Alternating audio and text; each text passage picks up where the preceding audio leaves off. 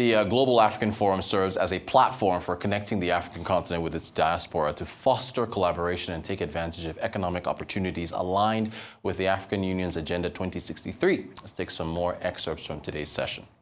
So let's continue to welcome our brothers and sisters in the diaspora to travel to the continent, to visit, to do business, because together we can rid ourselves from the 8-based shackles of neocolonialisms and control our collective destiny by optimizing financial infrastructure and investing in economic development. Let's embrace our cultural diversity and celebrate our collective heritage by tapping into our ancestral superpowers. That's African excellence. That's our identity. That's our story. Together we have everything we need: natural resources, economic resources, human resources.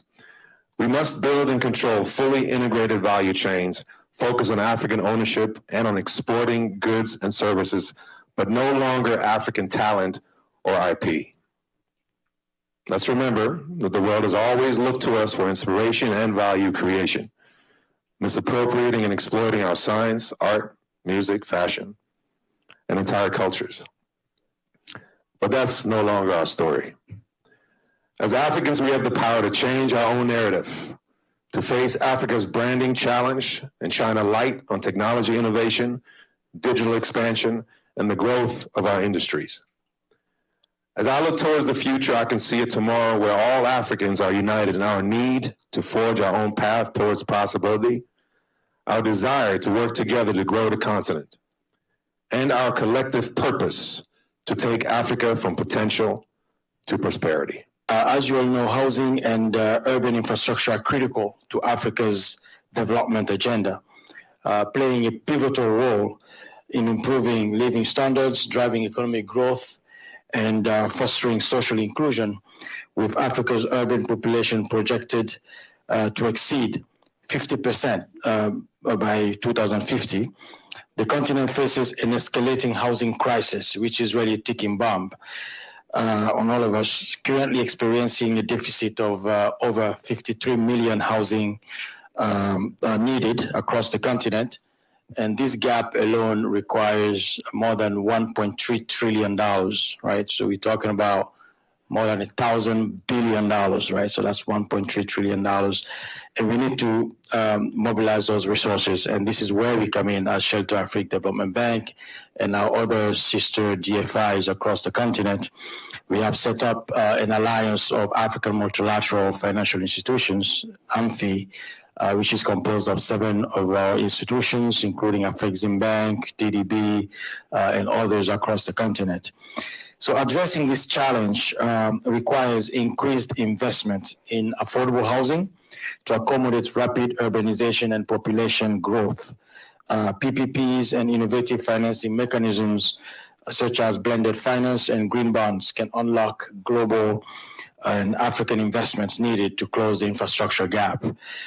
By mobilizing private capital and expertise, governments and institutions can fast-track large-scale, sustainable housing developments and urban development investments. Moreover, aligning housing projects with sustainable policies and practices and local capacity building efforts ensures long-term social, economic, and environmental benefits.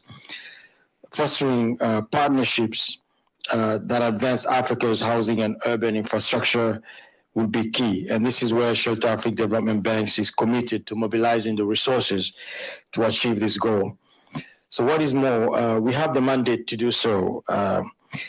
First, through our mission and vision over 40 years of existence, and also recently reaffirmed by the African Union 2 weeks ago at the inaugural African Union Urban Forum, where we are entrusted as the leading anchor resource mobilization DFI to drive the effort of resource mobilization for the continent for urban and housing infrastructure.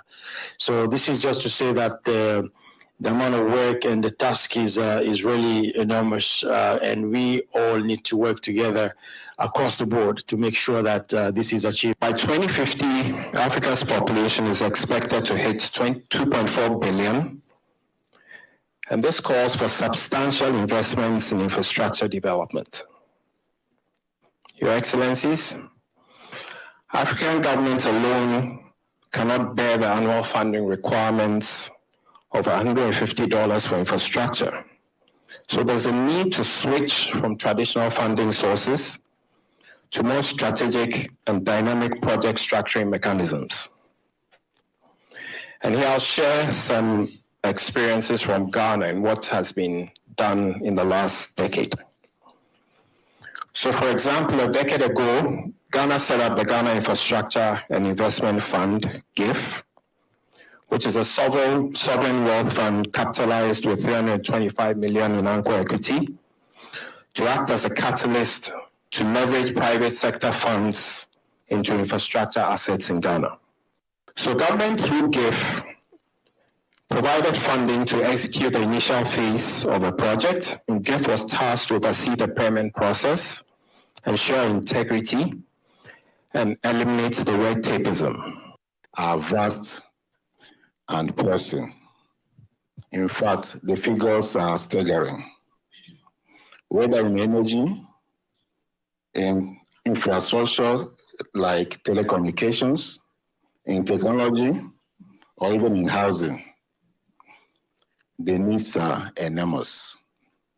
The ADB estimates that Africa faces a $100 billion annual infrastructure financing gap, while the UNDP cites a gap of $68 billion to $108 billion annually. Although these numbers may seem daunting, they represent a clear call for action. Closing the gap is critical to unlocking Africa's full potential. To do so, we must think creatively, act innovatively, and form strategic partnerships to mobilize the necessary investments to meet these essential needs.